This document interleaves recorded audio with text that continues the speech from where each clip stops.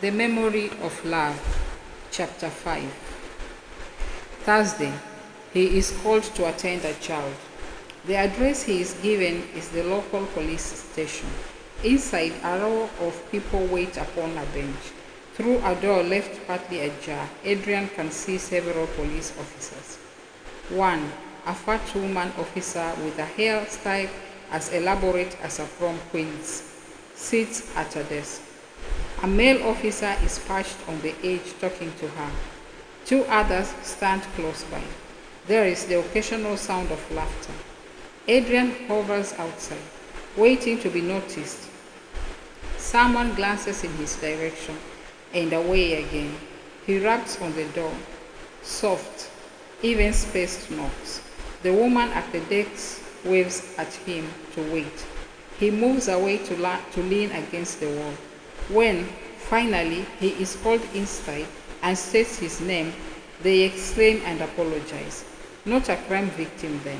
Somebody important. He should have said so. Adrian follows the woman officer down the corridor, in silence except for the sound of her uniform trousers rubbing together between her enormous thighs. By a door, she stops and gestures to Adrian to enter. He peers through the glass. A child sits alone in the empty room. What do you want me to do? He asks. Well, she shrugs, as though she wonders why he should be asking her. They want you to examine him. Adrian approaches the boy and squats down in front of him. What's your name? The boy looks at Adrian through dark and blinking eyes. He doesn't answer, though his gaze is steady. Your name? He bawls the woman from the doorway. The sound makes Adrian start. He turns and holds up a hand, but fails to impress her. An idiot, and shakes her head, sucking her teeth as she does so. When Adrian turns back, the child is still watching him. Adrian regards him for a few moments. He wonders what kind of trouble the boy is in. Excuse me, he says to the officer, keeping the dislike out of his voice. Can you leave us a moment? She shakes her head. This is a police station. Adrian nods, pulls out his notebooks and pens. Under the eye of the policewoman, he circles the child scribbling notes until he sees her lose interest and begin to examine the polish work on her nails. Then he moves behind the child and drops his notebook, swearing loudly as he does so. The policewoman straightens up. The child does not move. The child is a simpleton, Adrian tells the officer in charge. The policeman wants to know what he is supposed to do with the boy. Something in his manner suggests the problem is of Adrian's making. So Adrian tells him to release the child into his custody and signs off on the paperwork, as though he had done so many times before. A flurry of rubber stamping and counter signatures, and he is shown the door. Minutes later, hand in hand with the boy, he stands outside the police station. Adrian's heart is beating. His armpits are damp. They sweat like ice water. He has no real idea what to do with the boy. He simply couldn't bear to leave him in that place. Suddenly, the child pulls away and darts off into the traffic. Before Adrian can even think to following, he is gone. Adrian turns and looks up at the police station, but nobody seems to be looking. 4 people are jumped into the back seat of the taxi on the way to the hospital. The woman next to him carries a basket containing some kind of fermented food. The yeasty odor mingles with her own smell and that of her perfume. Adrian has never uncovered the alchemic combination of words and fare that would secure him hire of a taxi on his own. Inside the hospital, the staff room is empty. On the 2-ring electric hob, coffee is simmering in a long-handled stainless steel pot. The bubbles rise and burst on the surface like lava. Among the mugs, Adrian finds one less stained than the others and rinses it. The coffee is grainy and bitter. Reminds him of the pretend coffee he made from acorns as a child. It coats his tongue and turns his saliva sour. In this heat, he feels like a sleepwalker. His movements are labored.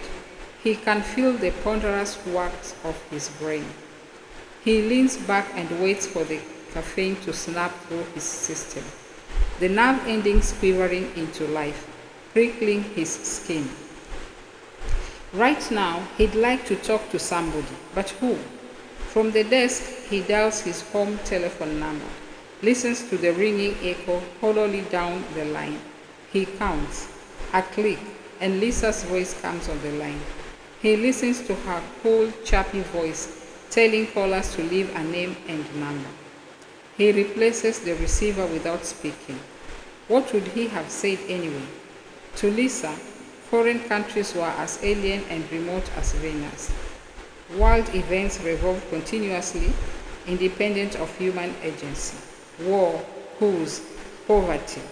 These existed on a par with viruses, cyclones, and black holes in space. One expended emotion with economy. He could have told her about the deaf boy at the police station, anticipated the pause, the deft change of subject onto some more positive, more easily comprehensible matter. It had attracted him at first, brought him back to life, her brisk, upbeat way of being. He had mistaken it at first for a certain tender-heartedness, a tendency to easy bruising. Later, he showers, standing beneath the spout of water. He feels the urge to urinate. He stands at the edge of the tiled shower cubicle and aims at the toilet bowl. Success brings with it his first sense of achievement of the day. The shower leaves him only temporarily refreshed. The heat soon takes over again, covering his skin and turning it clammy. In the kitchen, he surveys the contents of the fridge, takes a can of evaporated milk, holds it up, and lets it trickle into his open mouth. How quickly one reverts. He makes himself a cup of instant coffee and then pours into it 2 fingers of whiskey. What he'd really like is a bottle of wine, the satisfying pull of the cork, the guarantee of a long evening suffused in an alcoholic glow. He settles on the couch, takes a cushion from one of the other chairs, and places it behind his back. But the inertia prevents him even from reading. Instead, he stares at a spot on the floor and sips his drink. It is not quite 8 o'clock. The evening rolls out ahead of him like an unlit road. A knock on the door. The laundryman delivering his clothes. At the third knock, Adrian levels himself to his feet. On the doorstep is Kai Manzarek, dressed much the same as before. Only this time he is holding a glass-covered wooden board. Sorry, I thought it was somebody else. Adrian steps aside to allow him inside. Oh yeah? Who do you owe money? Kai laughs. No, just my clothes back from the laundry. That's all. Well, if that's what you have to look forward to, it's as well I came around. He steps forward and places the board on the coffee table. Adrian can't remember when he last saw a Ludo board. The one Kai sets on the table carries with it the taste of tomato soup. The scent of wax crayons, the rubber and sweat smells of the school gymnasium. This is the game he has seen grown men playing in the street, on outsized boards, decorated with photographs of footballers and actors. Adrian pours Kai a tumbler of whiskey. They open with the best of 3. Kai wins easily and challenges Adrian again. Adrian, who has watched Kai's strategy closely, has worked out a thing or two, takes the 5th game and the 6th as well. They play double colors, blue and green, Kai red and yellow. Adrian mixes the whiskey with water to stretch it. Kai plays intensely. Adrian is grateful for the company. In the kitchen, he finds a packet of chocolate chip cookies. The cookies are soft and dusty. The chocolate has melted, seeped into the stratum and hardened. They eat the cookies in place of supper, washing the taste away with whiskey. 6 sets later, Adrian concedes and leans back in his chair. Fleetingly, the events of the morning come back into his mind. For a moment, he considers raising the subject of the deaf boy, but chooses not to. If Kai had been a European, it might have been different. Conversation here can be challenging. Language is a blunter instrument, each word a heavy black stripe with a single meaning. To say exactly what you mean, to ask precisely the right question, this is what has to be done. For the bluntness of the language doesn't mean people speak their minds. Rather, they use the spaces to escape into. Besides, he is enjoying the sense of oblivion seeping into him, a result of the whiskey and the pleasing monotony of the board game. He feels as close to content as he has done since he arrived. He pours more whiskey. The bottle is almost finished. For a while, they sit together in silence. Adrian leaves the room to use the bathroom. When he comes back, Kai is leafing through the papers on the side table. He does this in an entirely natural way, unperturbed by Adrian's reappearance. He extracts a sheet. Yours, Adrian nods. The sketch is of a songbird made by Adrian the previous day. Since he came here, he has resumed his schoolboy pastime. Among his junior school friends, in that fleeting phase of boyhood, when the tide of energy is still displaced into the wholesome, while his friends collected football cards and stamps, Adrian drew the birds he saw from his window: sparrows, blackbirds, crows, thrushes, robins at different times of day, weathers and seasons, in all their moods and guises. The birds here are extraordinary, even the ones that sit on the telegraph posts visible from his window: sandbirds, flycatchers, shrikes, kingfishers, pied crows. In the distance, kites and the occasional vulture spiral down on currents of air above the city. Birds that would have been buried treasure to his 13-year-old self. He fumbled through the first sketches, frequently flexing his fingers, knowing enough to keep adding lines, resist the eraser. Gradually, his talent has grown back. He wants to buy some paint. Yesterday, he saw a bird whose wing feathers were of a near neon orange.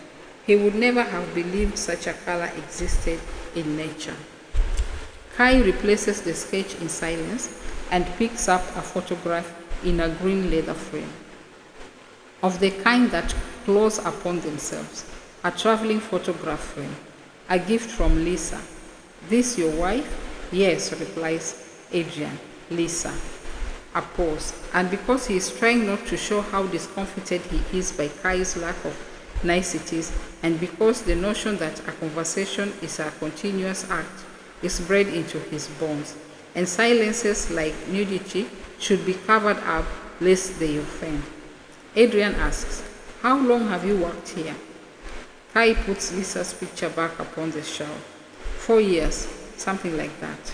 And before? There was no before.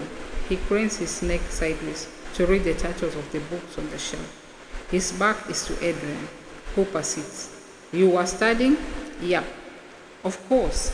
So where did you do your medical studies? Adrian expects Kai to name an overseas university in the United States or Britain, possibly one of the former Soviet bloc countries. Here. Oh, yep, local board. The whole lot? Kai nods. So you've never visited Britain? Nope. Kai assents the word, shaking his head, turns and places his whiskey glass on the table. Why this is such a surprise, Adrian cannot quite say. Something in Kai's manner. He struggles to put his finger on it. Have you ever been outside the country? Kai shakes his head. Leave? When we have so much here? He laughs and drains his glass. Adrian pours the last of the whiskey, leaving the empty bottle on the table. He takes a sip, and then another, pacing the drink. The whiskey has gone to his head. He remembers he hasn't eaten properly and closes his eyes. Behind his lids, the blackness turns liquid. He wonders if he doesn't feel faintly unwell.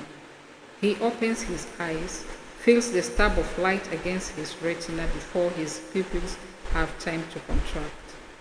Coffee is what he needs. He rises and makes his way to the kitchenette, tinkers with the kettle and cups. It is later than he thought. Outside, invisible dust thickens the air. Tomorrow, the hills above the city will have disappeared from view. He remembers the flight across the Sahara, watching the dust rolling across the dunes, gathering force and heat until it extinguished the view from the window. When he returns, Kai is lying with his head back and his eyes closed. Adrian stands with the two cups in his hand. There is something compelling in looking at a sleeping person. In the early days, he would watch Lisa asleep, right up close, feeling her breath on his face. If she woke up, when she woke up, their eyes met. She didn't start or flinch, and so with strangers. Even a stranger on a bus, there is a shadow of that same intimacy, something in the freedom of the gaze, to look without being seen, a kind of power, a stolen intimacy.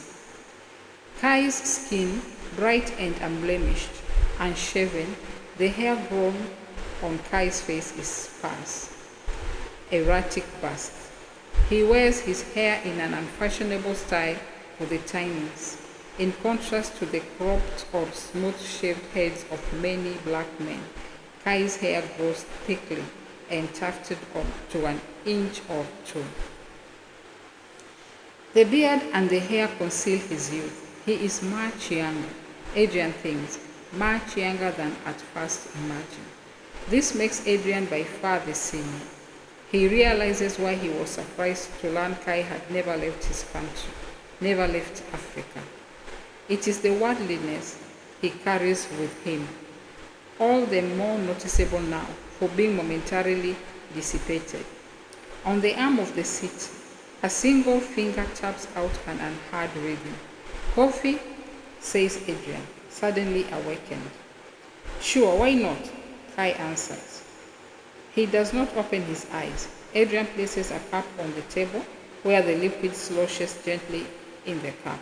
Kai opens his eyes, reaches for it. The middle of the night, Adrian wakes. His mouth is dry from the whiskey. The water bottle on the bedside table is empty. He starts through to the kitchen, turning on lights as he goes. Too late, he remembers Kai, hastily turns the light off and is forced to stand still for a few moments while his eyes readjust to the darkness. He wonders if he has woken the other man, listens for Kai's breathing and finds it. Slowly he gropes his way along the walls towards the kitchen. In the kitchen, he opens the fridge, takes a plastic bottle of water, and raises it to his lips. He pushes back the cotton curtain, no sign of a moon. From the other room, he hears sounds, a murmuring, muttering. He lowers the bottle from his lips and listens. Conscious of the tread of his bare feet, he crosses the kitchen to the doorway. Kai is sitting on the edge of the couch.